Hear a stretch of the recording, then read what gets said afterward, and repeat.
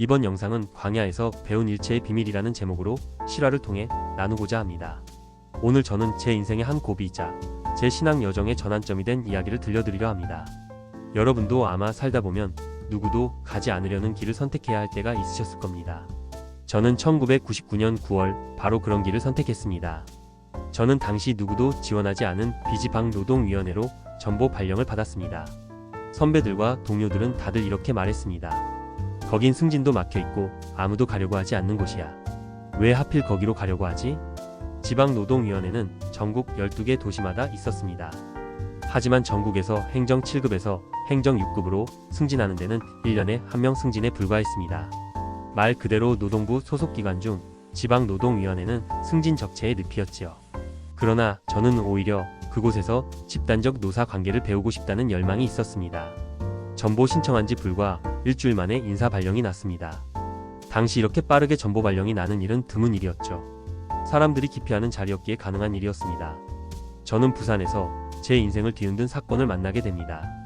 2000년 봄 IMF 외환위기의 여파가 부산을 덮쳤습니다. IMF 시절을 기억하시나요? 하루아침에 회사가 문을 닫고 거리에는 실직자가 넘쳐났습니다. 그 여파가 시민의 발인 부산 지하철로 번졌습니다. 노조와 회사는 6개월간 단체 교섭을 이어갔지만 합의점을 찾지 못했습니다. 인력 감축, 임금 동결, 복리후생 축소, 해고자, 복직 문제까지 무려 45개 쟁점이 있었습니다. 결국 이 사건은 비지방노동위원회의 조정 신청으로 넘어왔습니다. 당시 저는 사무국 조정과 심사관으로서 이 사건을 맡게 되었습니다. 심판위원회 회의가 있던 날 분위기는 살벌했습니다. KBS, MBC, KNN 등 언론사 기자들이 몰려와 취재했습니다. 시민의 발이 멈출 수 있다는 불안감 때문에 전국적인 관심이 쏠린 사건이었습니다. 회의는 4시간을 넘겨 정회를 거듭했지만 노사 간의 입장 차이는 좁혀지지 않았습니다. 결국 조정은 실패로 끝났고 사건은 중재위원회로 회부되었습니다. 여러분, 그 순간의 무게를 상상해 보시겠습니까? 노사가 첨예하게 대립된 가운데 중재재정서를 준비해야 하는 부담감이 짓눌렀습니다. 중재재정서는 단순한 문서가 아니었습니다. 재정서의 한 문장, 한 단어가 대립된 노사의 협약안이 노동법과 판례를 중심으로 IMF 외환위기라는 정부의 공기업 구조 조정에 맞추어 재정서를 준비해야 했습니다. 잠을 이루지 못하는 날이 이어졌고 몇 주 만에 몸무게가 10kg이나 빠졌습니다. 두통은 심해지고 소화는 되지 않았습니다. 당시 노동위원회 위원장은 제 몰골을 보고 이렇게 말씀하셨습니다. 이 일만 끝나면 내가 보약 한 첩을 지어줄게. 그만큼 제 모습이 안쓰러웠던 것이지요.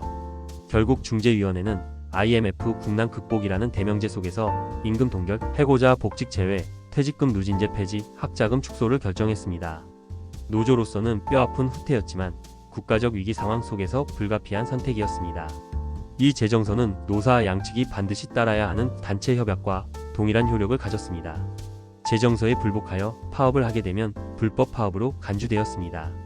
당시 부산 지하철 노동쟁의 조정 사건은 한국 노사관계 역사에서 유일한 필수 공익사업 중재재정으로 단체 협약 체결에 이른 사례로 기록되었습니다. 그 과정에서 담당 심사관이었던 저는 몸과 마음이 무너져 갔습니다.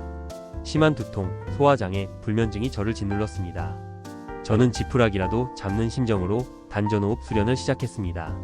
만성질환을 고친다는 찌라시 말에 현혹되었기 때문입니다. 하지만 결과는 더 심각해졌고 명치 끝이 답답하고 두통은 더 심해졌습니다. 그때 문득 오랫동안 손에서 놓았던 성경책이 눈에 들어왔습니다. 저는 다시 교회 새벽 기도에 나가기 시작했습니다. 탕자의 이야기를 아시지요?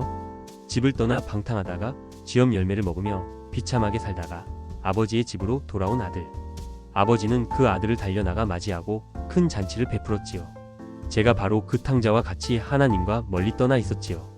바쁘다는 핑계로 세상의 무게에 떠밀려 하나님 말씀과 기도를 놓고 살았습니다. 그런데 하나님은 다시 저를 불러내셨습니다. 새벽마다 말씀을 붙잡고 기도하자 놀라운 일이 일어났습니다. 마음속 잡념이 사라지고 저를 오랫동안 괴롭혔던 두통이 점차 사라졌습니다. 돌아보면 부산 지하철 중재재정 사건은 단순한 직무 경험이 아니었습니다. 그것은 제 인생의 광야였습니다. 광야는 고통스럽지만 동시에 하나님을 만나는 자리입니다. 이스라엘 백성이 광야에서 하나님의 만나를 경험했듯이 저도 광야에서 하나님 말씀과 기도가 나를 살리는 힘이었음을 배웠습니다. 여러분, 혹시 지금 인생의 광야를 걷고 계십니까? 사업의 실패, 건강의 문제, 가정의 갈등. 그 속에서 우리를 붙들어주는 유일한 길은 하나님의 말씀과 기도입니다. 저는 부산에서 시민의 발을 지킨 사건을 통해 결국 제 영혼을 살렸습니다. 세상적 성취가 아니라 하나님 안에서 일체의 비밀을 배운 것입니다. 사랑하는 여러분, 기억하십시오. 광야는 끝이 아니라 하나님께로 돌아가는 길목입니다.